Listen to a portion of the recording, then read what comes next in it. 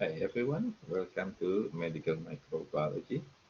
Today we will continue chapter 13. So we will have lecture number 3, which is the last lecture for this chapter.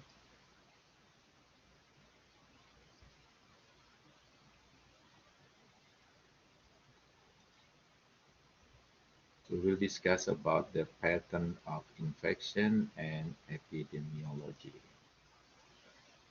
Okay, so pattern of infection. So if you see the infections, maybe the infection is local.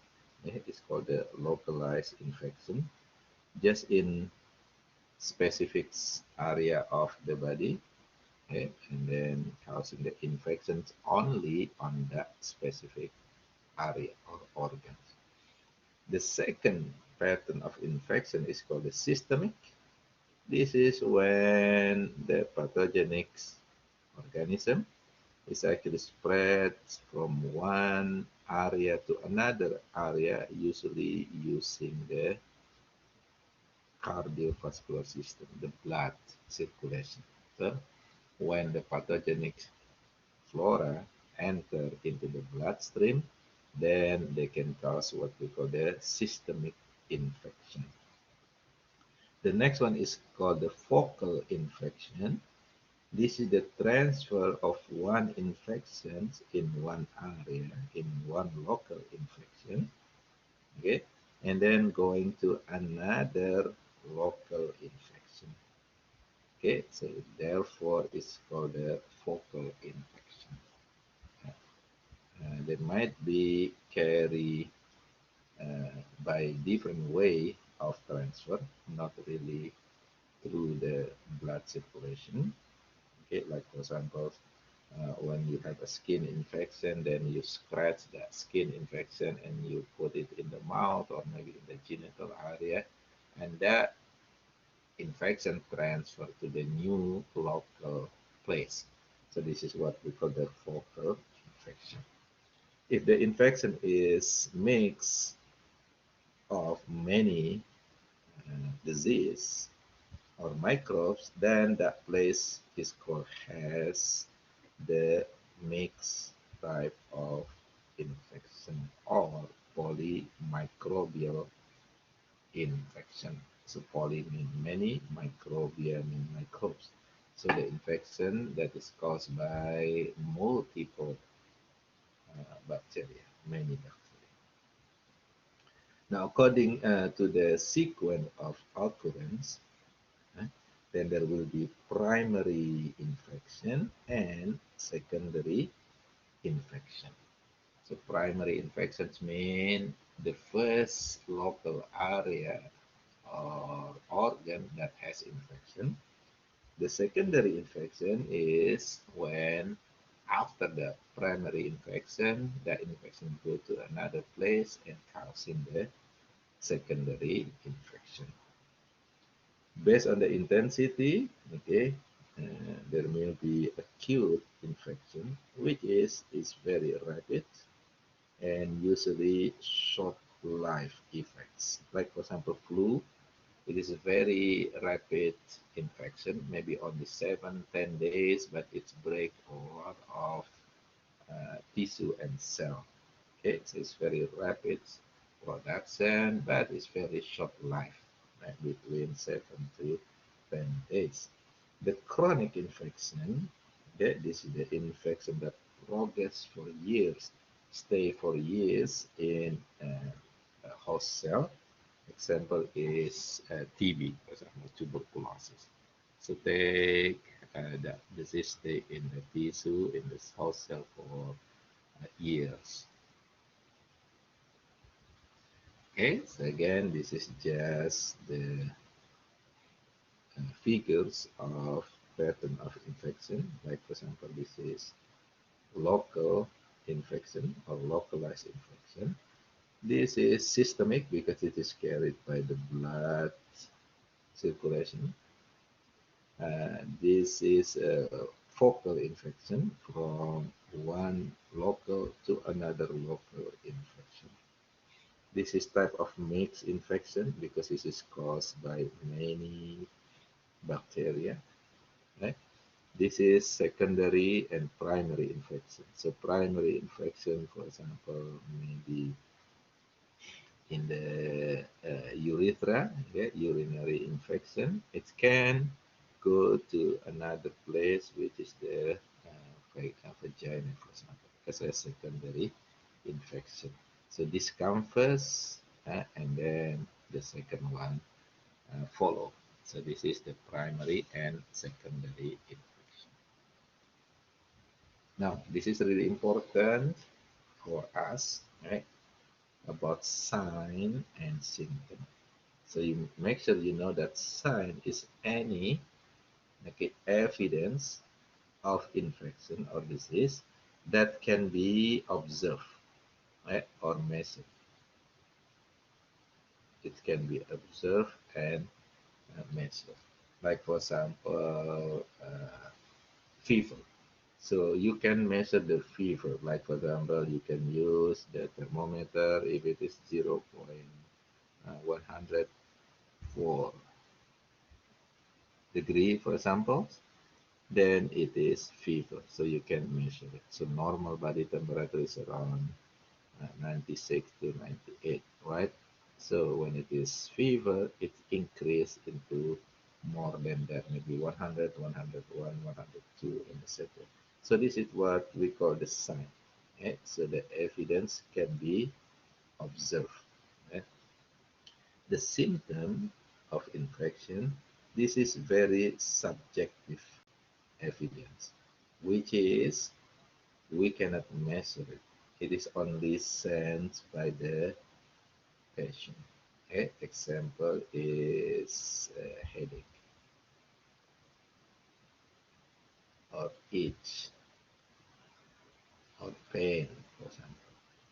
So you cannot measure this. Therefore, this is what we call the symptom. So symptom cannot be measured. Sign, it can be measured. So these are the list of sign and symptom. So make sure you're able to distinguish between these sign and symptoms.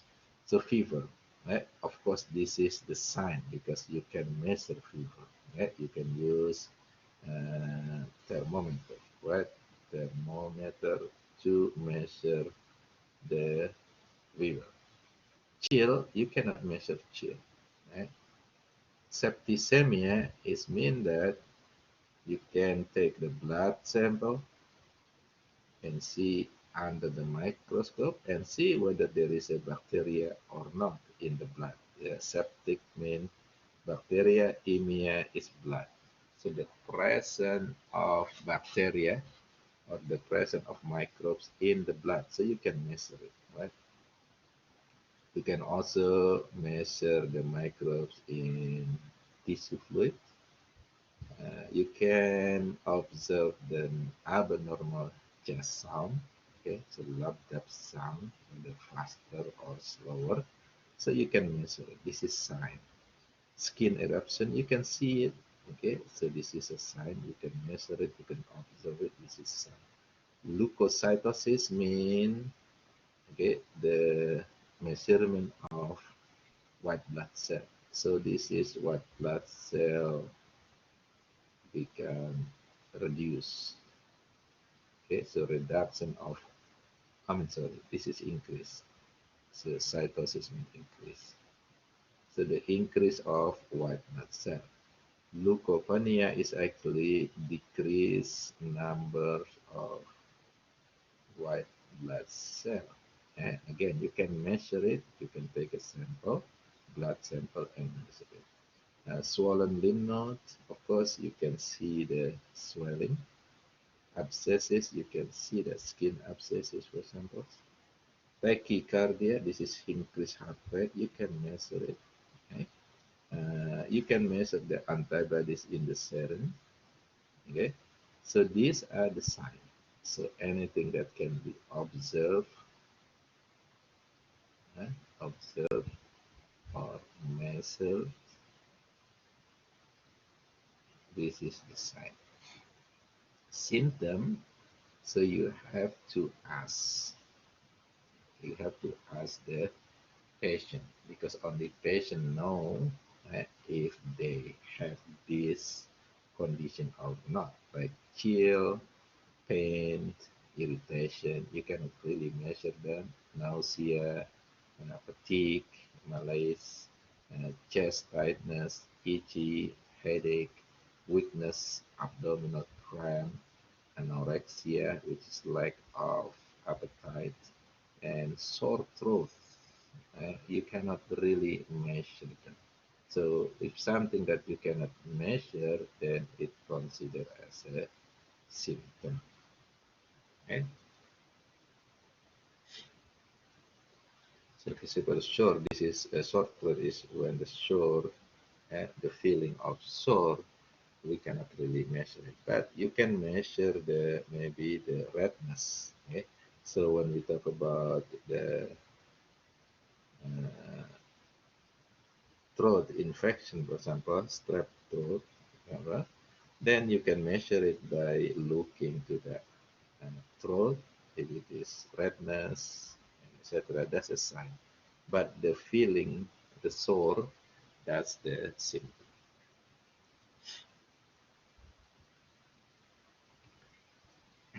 Okay, and then usually in disease, you start with the process what we call the inflammation.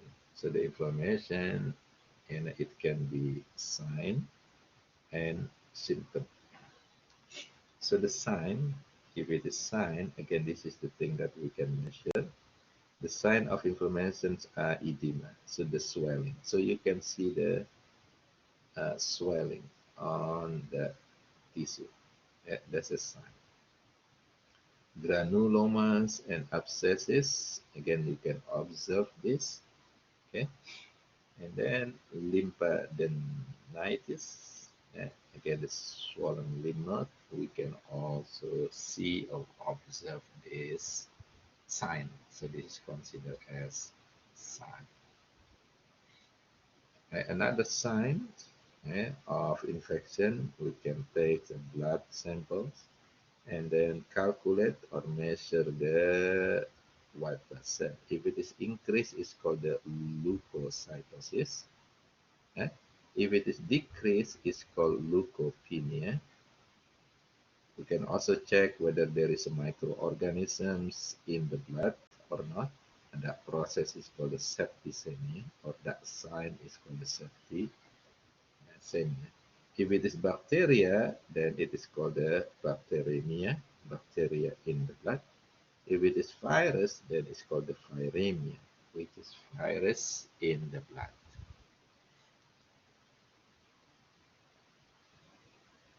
Okay, now there are some infection that unnoticed. It's called the asymptomatic infection.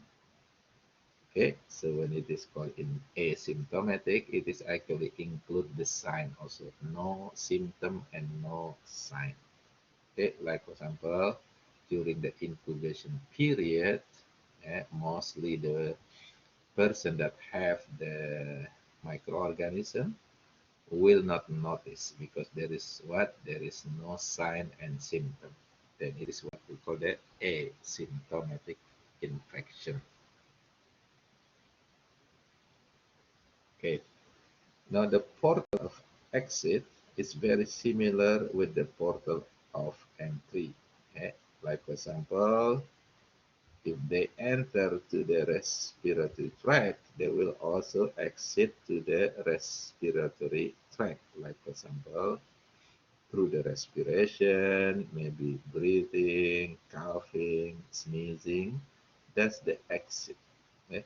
Or maybe through the salivary portals, okay, like saliva. Okay? They also carry some microorganism. Okay? If it is enter into the skin, okay, using the skin as a portal of entry, they can also use the skin as a portal of exit. Like for example, during the slaughter of slough of the skin, and the scalp, there are some microorganisms that will be also carried out from the skin. If it is entered into GI tract, okay, mouth, intestine, they usually also exit through the GI tract, like for example using the fecal exit, the feces. Okay? If it is urogenital tract, so they use urogenital tract as a portal of entry, then they also usually use the urogenital tract as the portal of exit, like for example urination. So urine actually, they maybe have some microorganisms in, and uh, remover for blood or bleeding. It also can carry microorganism from uh, the host body tissue. Okay, now we're going to talk about type of persistence, persistence of infection. Okay. The first one is called the latency. So this type of infection that usually uh, perform what we call dormancy for many months.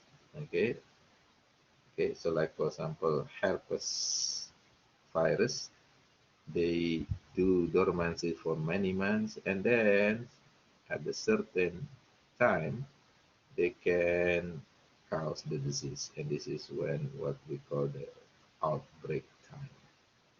Okay, usually you will see the sign and symptom during the outbreak time. Then there will be no sign and symptom during dormancy. So this is what we call the latency type of persistent infection. The second type of persistent infection is chronic. Okay, chronic infection. Usually, the person that have that disease will have that disease and then will have the sign and symptom uh, for the whole time. Okay, so this is the chronic. Like for example, TB, okay, tuberculosis is a type of chronic infection. While for the latency, for example, is herpes. So herpes is a type of latency. Sequela, this is a type of long-term and permanent damage on tissue or organs. So this is a continuous infection, and then that infection will cause the damage to the tissue and organ of the patient. And sequela sometimes is also called as, complication here. Okay, so complication or damage in tissue and organ. Now we're gonna talk a little bit about the pattern of transmissions of disease. It's called the epidemiology, okay, the study of frequency and distribution of disease. This is the epidemiology. Okay, this involves many disciplines, maybe microbiology, anatomy, physiology, immunology, medicine, psychology, sociology, ecology, and statistics. Right? So epidemiology is the study of frequency and distribution of disease. So we also have to consider what we call the reservoir. The reservoir is any condition or any place or habitat, maybe living or non-living, okay, natural habitat that is used by bacteria or viruses to stay.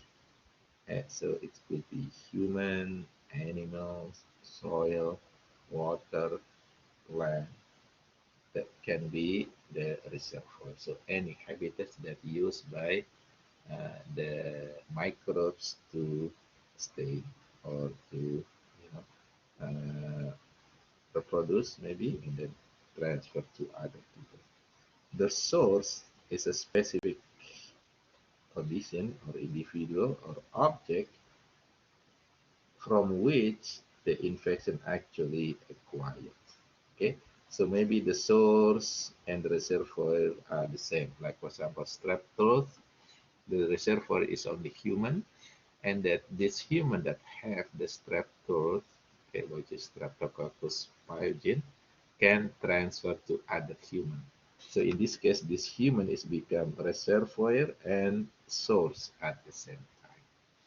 Rabies, for example, maybe the reservoir is the wild mammal, uh, and then that from wild mammal can be transferred to other mammal, and then finally transferred to human.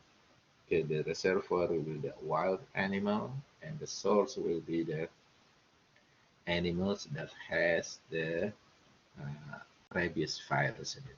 And then it's become the source of infection to human.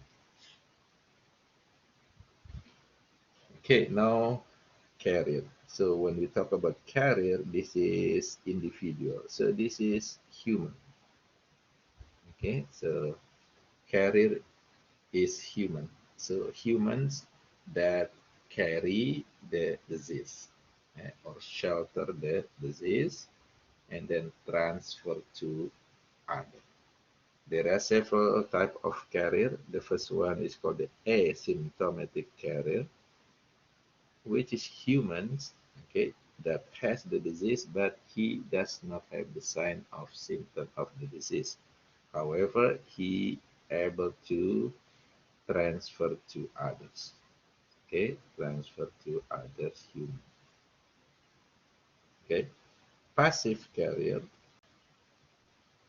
Okay, this human, this individual is actually do not have the disease inside his body, but he is contaminated with the disease, maybe on his clothes, okay, and then he able to transfer to other people.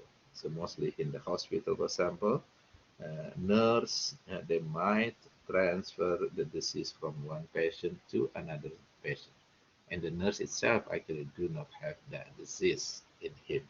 Okay, incubation carriers. This is again when that patient, that person has the microorganism during incubation time, and usually he does not have the symptom and the sign, but she or he able to transfer to others. Okay. Convalescent carriers, remember this is when the patient in the recovery time he feel better, eh, he still be able to carry the disease to others.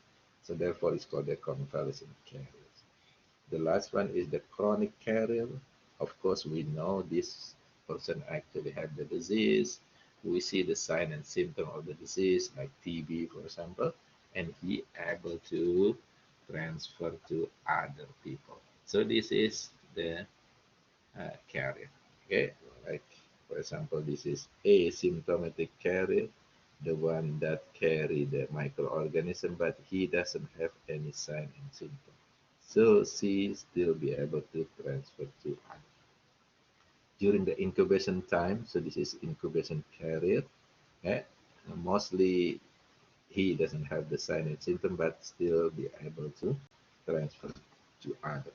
This is the convalescent carrier, which is she actually recover from the disease, but she still have some microbes in her, so she be able to transfer to others.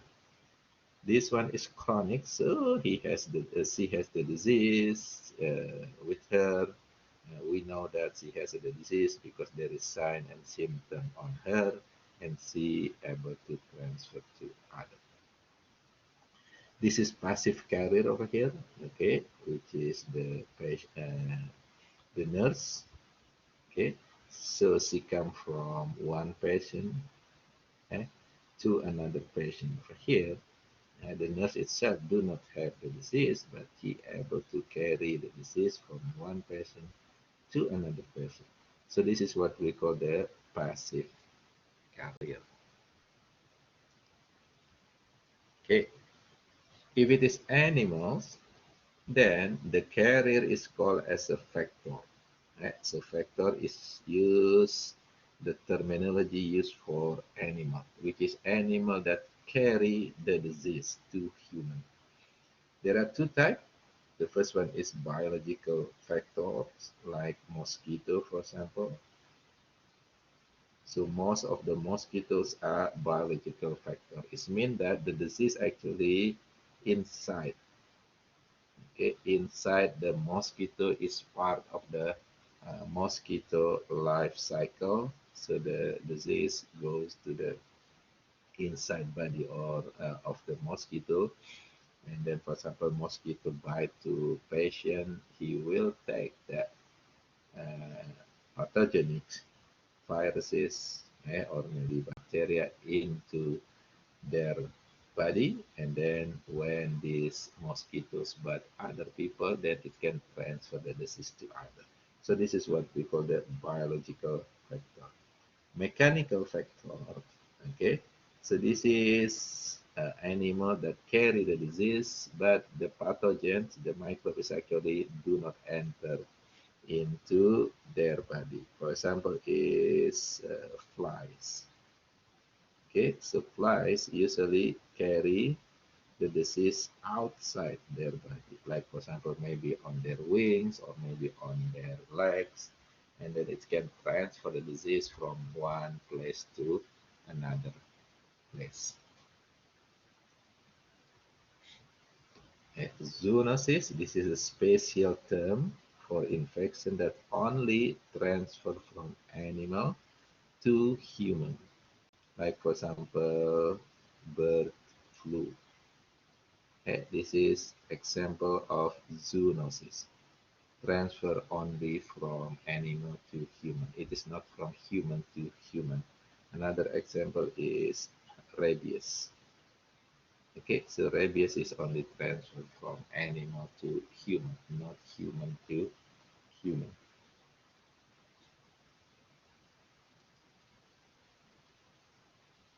And these are the example of zoonosis. Zoonosis, that is disease that transfer from animal to human. Like for example, rabies usually transfer from wild animals. Okay, all mammals with bite. Yellow fever. This is with mosquito, for example, mosquito bite. Viral fever, wild animal, that is mosquito. Hantavirus, using rodents as the animals that transfer the disease. Influenza, maybe chickens, swine, it's some of animals. West Nile virus, usually it's in mosquito. For bacteria, like Rocky Mountain spotted fever, usually carried by ticks, using tick bite. Psittacosis, birds, and leptospirosis, usually using the domestic animals as the source for transfer or infection. Anthrax, sometimes using domestic animal, brucellosis, cattle, sheep, pigs, plague, using rodent, fleas, salmonella, variety of mammal, bird, and rodent, tularemia, rodents, birds, arthropods. Some miscellaneous disease like ringworm, domestic animal, toxoplasmosis, mostly cats, trypanosomiasis, domestic and wild mammals, trichinosis, maybe swine, bears, tapeworm, cattle, swine, fish, scabies, domestic animal. So this is some disease that transfer from animal to human. Now, there is also some terminology that you have to understand about the infectious disease. Communicable disease is mean contagious. It can be transferred from one person to another person.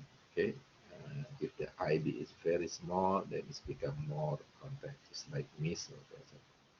Non-communicable disease or infection. This is the disease that is not contagious, cannot be transferred from person to another person.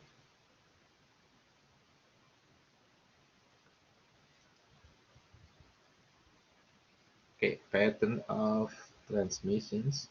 Okay, maybe using direct contacts. Okay, if we have a direct contact with someone that had the disease, we might be able to get the disease. Indirect contact, usually using some intermediate things to transfer to disease, like for example, using what we call the vehicles, like non-living materials, like the door, the cell phone, for example, food, water. Format mean any object, okay, that have been taught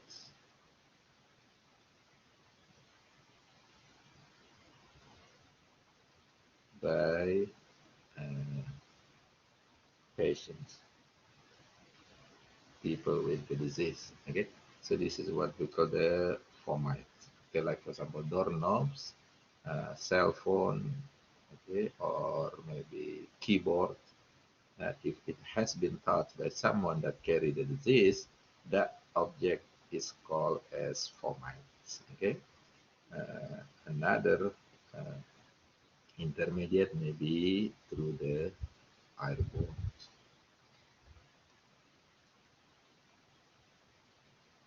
Right, this is just examples of transfers of disease. Okay, maybe through the direct contacts over here, or maybe indirect.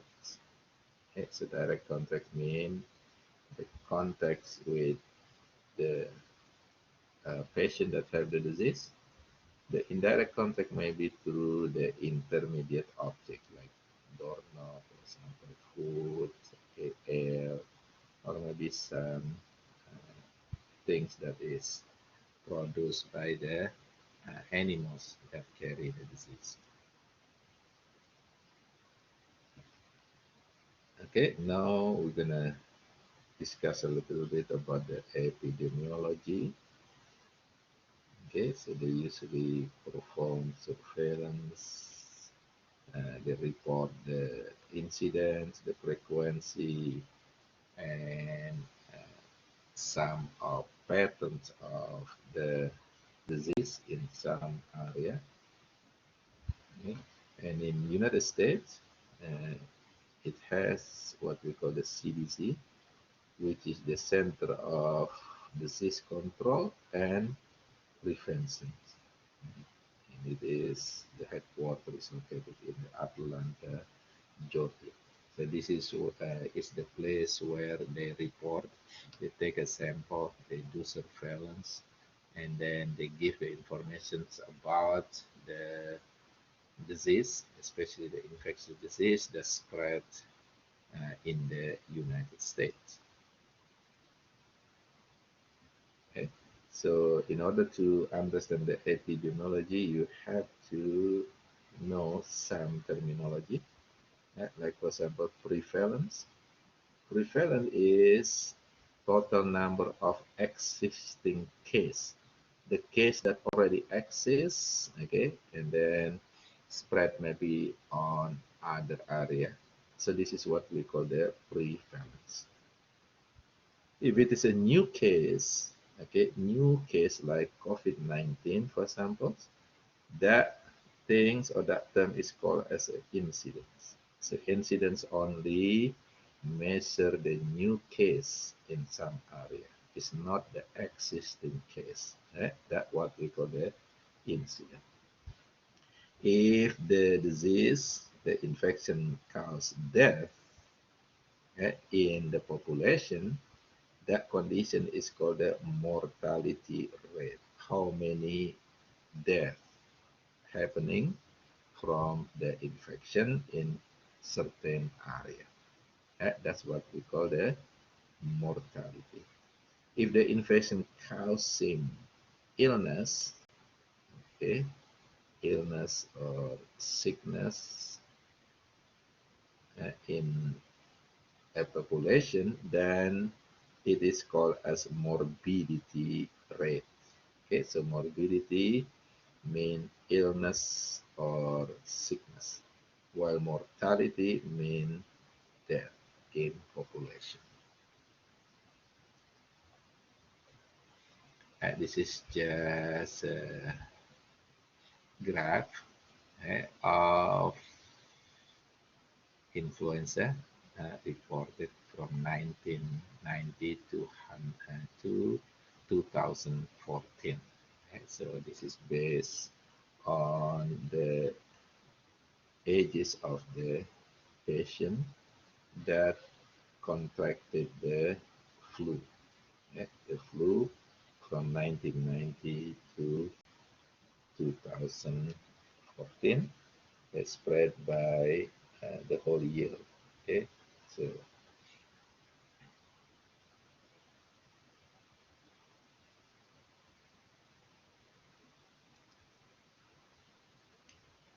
this is HIV.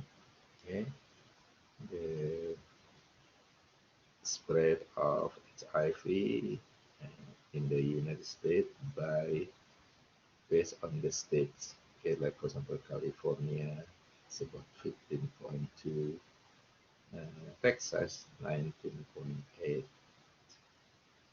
and this is the rate of HIV infections in the population 28 in Florida. And DC is very high, about 55.6.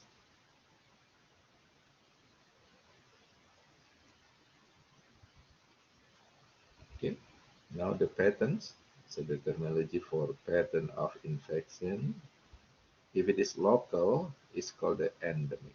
So endemic is called as a local spread of disease. Like for example, let's say there is in some area, in some city, they have problem with their drinking water. It is contaminated with some pathogenic organism. So usually that disease is only occur on that city or place. This is what we call the endemics. Okay, endemics is only in local area. If it is spread on many other area with the irregular intervals, then it is called the sporadic. And maybe one in the southern part of United States. There are several incidents on the western part of United States. There is another incident in the eastern part of United States, for example, irregularly. So this is what we call the sporadic. If it is spread on the wider area that usually have a very similar condition, like a weather condition, for example, then it is called the epidemic. Like, for example, maybe disease that only spread in the southern part of the United States. Or maybe like malaria. Malaria is only spread in the whole area, maybe on the African continent, but it is not really spread on other higher area like a northern area. That's what we call the epidemic. Like malaria, usually it is related to the presence of the factors, which is the mosquito on the area. So the area that do not have the specific mosquito that carry the malaria disease, then it will not have the disease. But this disease are really spread in the many countries in the Africa. So therefore, it's become what we call the epidemic. If it is spread to the whole world, it doesn't really matter whether tropical area, subtropical area, or maybe the area with four seasons like United States. Then it is become what we call the pandemic. Example is the one that we have, like COVID-19. It is pandemic. Epidemic may be like malaria. Okay. usually uh, become uh, epidemic. For the endemic, maybe some diarrhea is only spread in local area. So this is what we call the uh, endemic. So endemic, mostly local. If it is spread a more wider area, is become epidemic. Okay, so endemic, epidemic. If it is spread the whole world, it's become pandemic. Okay, so sporadic is when the disease spread in one area to another area with the irregular intervals, then it is become what we call the sporadic. Okay, again, if you see this, this is considered as the endemic. It's very local, only several places. When it is spread higher, that is become epidemic. Maybe the whole country of United States have that disease. That's become epidemic in the United States. If it is only present in some area and then another area over here, another area over here, with the irregular interval, this is become sporadic. When it is spread to the whole world, then it is pandemic.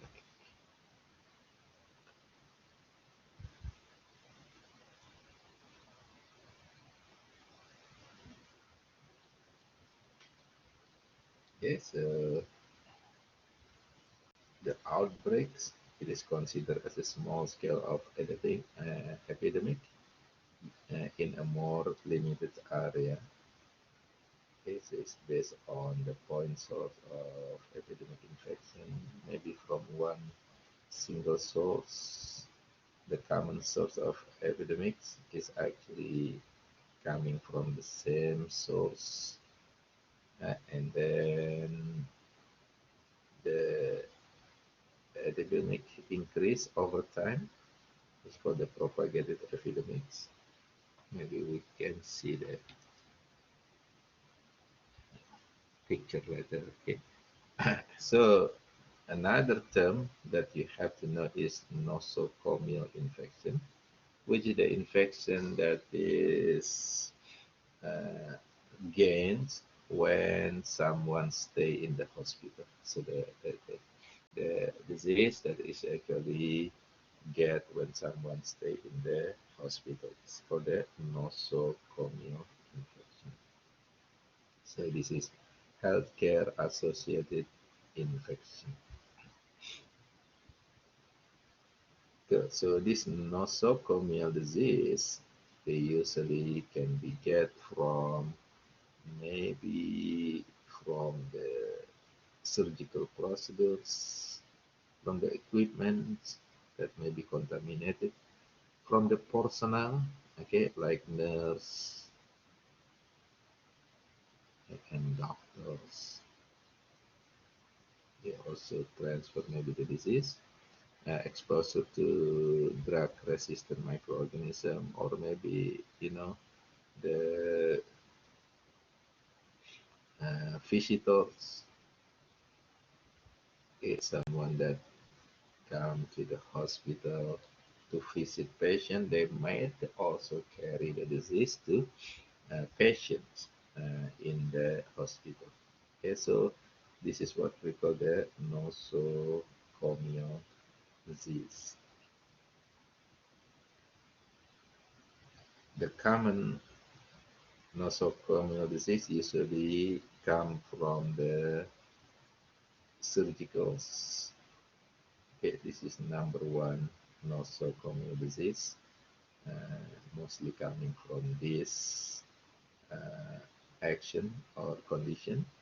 Uh, Also, another one is through the respiratory tract, so from the air, from the respiration.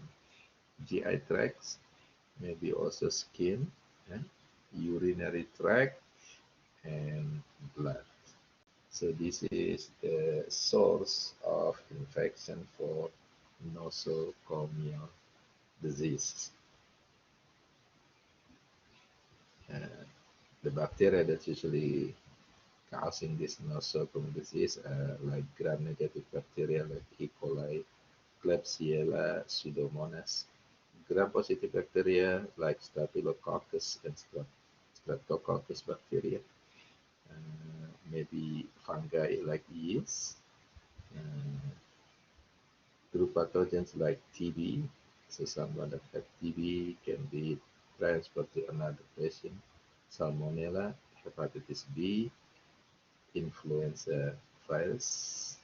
It's about 2 to 4 million cases per year in the United States itself, and it actually costs about 90,000 deaths per year.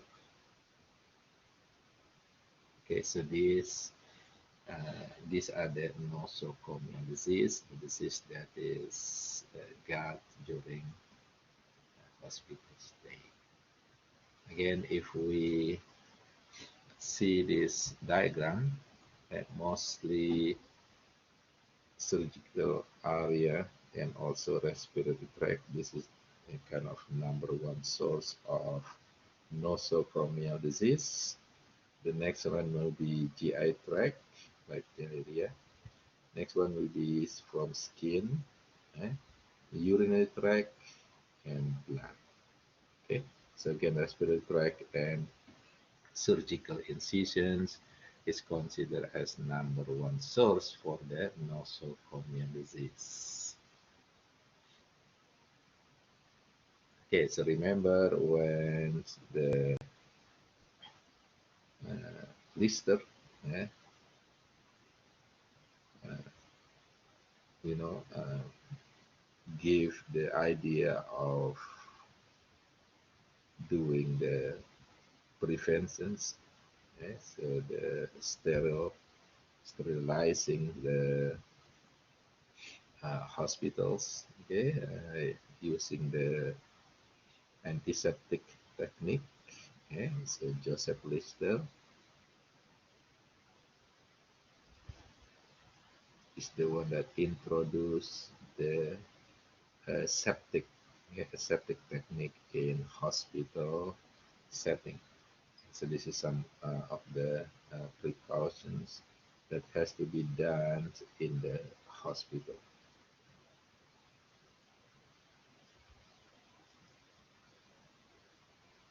And this is continue the aseptic technique in the hospital setting in order to prevent against the nosocomial disease. Yeah, so the whole thing is called the universal precautions. So the doctors, the nurse, the administrations, the patients, they have to be following the procedures to protect against this nosocomial disease. And this is what we call the universal precautions. I think that's all for this chapter. So we finished chapter 13. And remember, chapter 11, 12, and 13 will be used for exam number 3. So good luck with your exam number